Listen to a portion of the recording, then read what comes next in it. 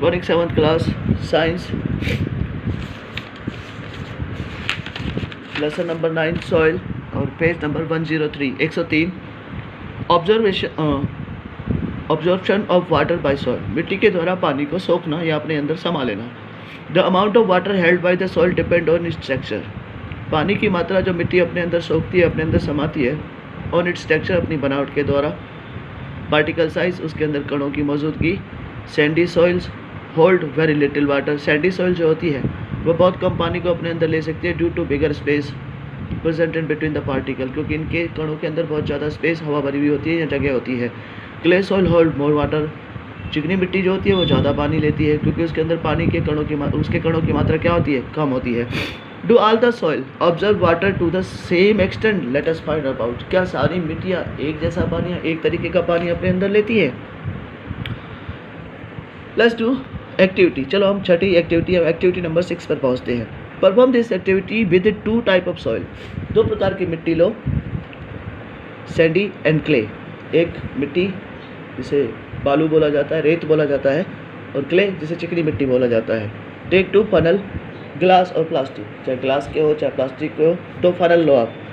Place the funnel over the conical flask. Funnel को conical flask के ऊपर रखो। और beakers also place a cone on filter paper each inside each funnel. Also place a cone of filter paper. एक cone बनाओ filter paper का, जो इन funnel के अंदर, इन कुपियों के अंदर आप रख दो।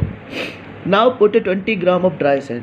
अब 20 ग्राम सूखी मिट्टी डालो and sand in one funnel and 20 gram of dry clay in another. एक में सूखी मिट्टी डालो, दूसरे में चिकनी मिट्टी 20-20 ग्राम डालो।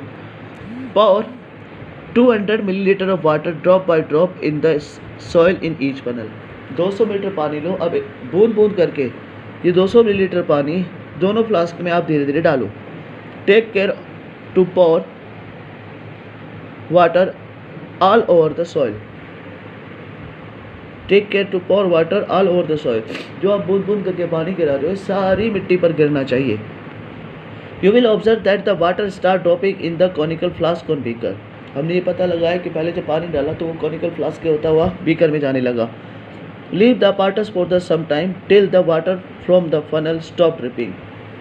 कि जब तक कुप्पी से पानी बूंद बूंद करके गिरना ख़त्म नहीं होता है तब तक आप उसको वेट करो।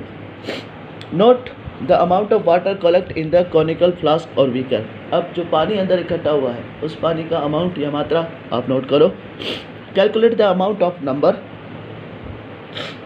अमाउंट ऑफ वाटर रिटेन और observe by the soil as following. जितना पानी आपने उस कुप्पी में डाला था और कितना पानी उस मिट्टी ने सोखा है उसका अमाउंट आप अपने अंदर या अपने पास लिख के रखो। अब calculate the amount water retain to observe by the soil as follow. Weight of the soil equal to 20 gram. 20 gram हमने मिट्टी ली। Weight of water powder in each funnel. प्रत्येक फनल में पानी कितना डाला गया? 200 मिलीलीटर।